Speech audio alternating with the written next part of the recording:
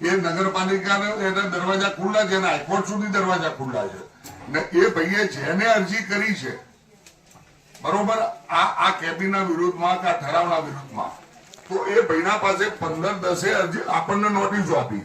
એ ક્યાં મોટી ઓથોરિટી છે, ગવર્નર છે, સીએમ સાહેબ છે કે શહેરી વિકાસ મંત્રી છે, તો નગરપાલિકાના કોર્પોરેટરોને નોટિસ આપે છે, એને શું સત્તા છે?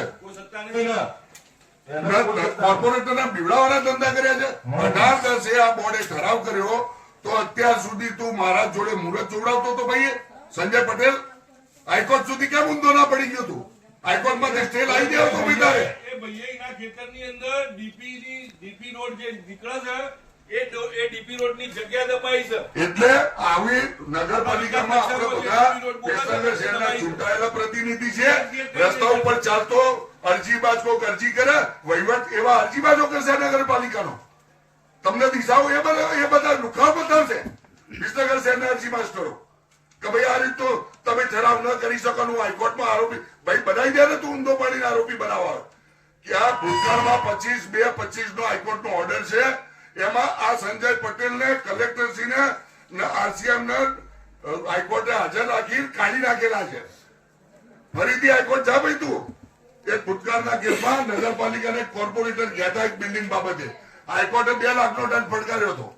એમણે એડવોકેટ કગરી 50,000 નો દંડ કરાયો હતો.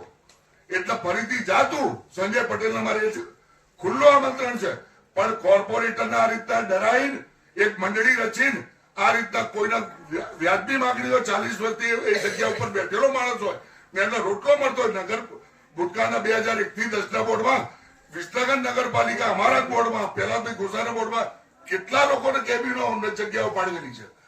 મને એક વાત આશ્ચર્ય થાય છે દંડકશ્રી કે તમે કોઈ વ્યક્તિગત માણસને આપો તો તમે જેલમાં જાઓ. વિસનગર નગરપાલિકા પહેલા ભાઈ ઘોષાના ઘર આગળ આપેલી છે, સતીશ કાસના ઘર આગળ આપેલી, આથમણાવાસમાં ઠાકોર સમાજે માંગણી કરી એમાં સંમતિ આપી છે. ત્યાં અંબર થિયેટર જોડે બ્રહ્મ સમાજે માંગી હતી એમાં સંમતિ આપી છે. ફતેહ દરવાજા પ્રહલાદભાઈ ગોસાને અમારા બોર્ડે આખી 9 નંબરના વોર્ડની વાડી બનાવવા માટે જગ્યા ફાળવી છે.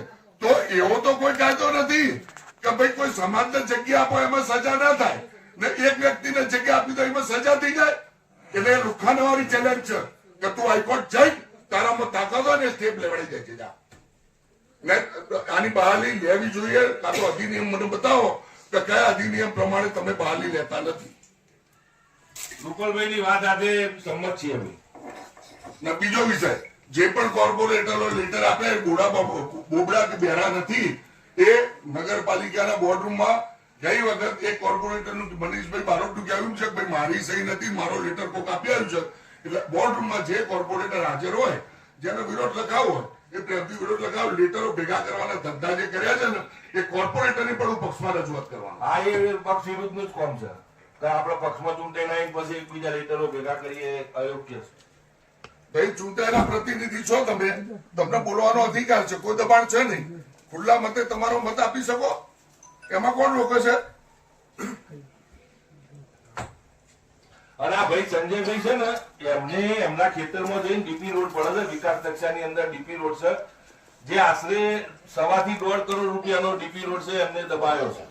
સત્વરે નગરપાલિકાએ તો આ ડીપી રોડ ખુલ્લો કરવો જોઈએ. એટલે રો ઠરાવમાં પ્રમુખ સ્થાને નગરપાલિકાના સામે ચરબી કાઢતો કોઈ નાગરિક બિલકુલ નગરપાલિકાને બતાવી જોઈએ. ડીપી રોડો નાળિયામાં દબાયેલા છે ને આ લોકો ડીપી રોડો દબાવે છે, એના લીધે બિલકુલ વાહનો જતો નહીં, અકસ્માતો થઈ છે. આનો બિલકુલ એનો 27 કે એવો કોઈ છે ભાઈ એનું ખેતર છે, સર્વે નંબર બરોબર. એની અંદર બિલકુલ ડીપી રોડમાં 4 પ્લોટ દબાયા છે ને 4 પ્લોટ, જે પ્લોટની કિંમત આશરે 50 લાખ રૂપિયા છે. આપ સાહેબને અને સીઓ સાહેબને હું એ કહેવા માંગુ છું કે આ શહેરના પ્રાણ પ્રશ્નો જેવા કે આપણા શહેરનો ગૌરવ પથ રોડ હોય તો ઘણા સમયથી એનું કામ સર ખૂબ ગોકળ ગતિએ ચાલે છે અને સમગ્ર શહેરની પ્રજા, સમગ્ર શહેરના વેપારીઓ અને આપણે બધા પણ ત્યાં થઈને જઈએ છીએ.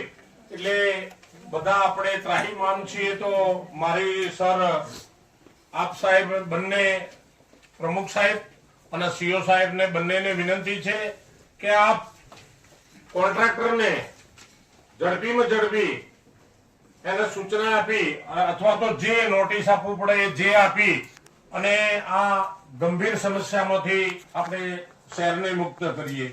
એવું જ મારું બીજું સૂચન એવું છે કે તાજેતરમાં જે આપણામાં કોસા એનેનો વિસ્તાર જે આપણા વિસનગર શહેર નગરપાલિકા વિસ્તારમાં આવ્યો એ નગરપાલિકા વિસ્તારમાં સર જે જીયુડીસી નું ગટરનું કામકાજ ખૂબ ધીમી ગતિએ ચાલે છે અને એના ખાડા એક મહિના સુધી ખોદી અને સદર જગ્યા પર ખાડા ખોદેલા રાખવામાં આવે છે.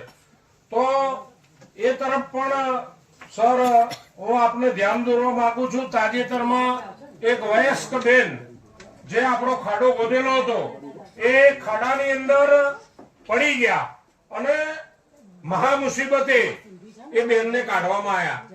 તે ક્યાંક ને ક્યાંક આપણે સૌએ થોડુંક શર્મિંદા થવું પડે. દંડકશ્રી, તમારા બહાલી ના લેવાને તો લેટરો પાછા આપી દો. ખોટું કામ પસ્તી ભેગી કરો છો. જે તે કોર્પોરેટરોને લેટર આવેલા છે એ પાછા આપી દો તમે. ભાઈ વિષયને આ બધા કોર્પોરેટરોના લેટરો જે તે આવેલા છે સમજો બહુ હાલ ઓન ધ બોર્ડ કોઈ ઘર્ષણનો વિષય લાવવાની જરૂરિયાત નહીં લાગતી. ભાઈ અમે કુસ્તી કરવા નથી આવ્યા, અમે સાચી વાત કહેવા જઈએ. મારો કહેવાનો મતલબ એ વિષયને જેમ છે તમે આગળ તો બહાર લેવાની નથી તો કાગળ સ્વીકારવાની ક્યાં જગ્યા રહી? રૂપિયાની નીતિ કેમ રાખો છો? કોના લેટરો આવે એ તો જાહેર કરો.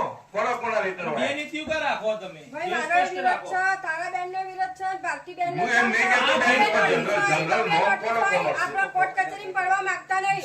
ભાઈ બીક નહીં લાગતી હતી તમારી પર જાહેર કરો. અમને બીક લાગે. અમે બૈરા માણસ છો, જીએ કો. 21 મંજૂર 22 મંજૂર અમે ચો દોડ કરીએ.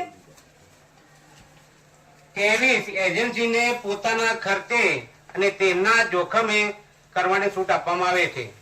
24 મંજૂર 25 મંજૂર 26 મંજૂર 27 28 29 મંજૂર છેલ્લો બોલી જો નંબર મંજૂર.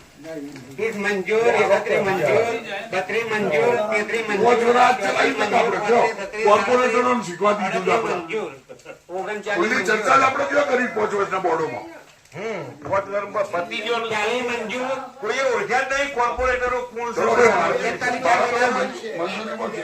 મંજૂર જ છે. 4 મહિનાનો મુદત વધારો 43 માં 4 મહિનાનો મુદત વધારો 43 માં અને 103 પેન્ડિંગ રાખી છે. બાકીના 145 જે ઠરાવ છે એના ઉપર અત્યારે 258 થયેલું છે. એટલે હાલ પૂરતી આપણે એને બહાલી આપી શકતા નથી. જ્યારે નિર્ણય આવશે ત્યારે એને બહાલી આપીશું.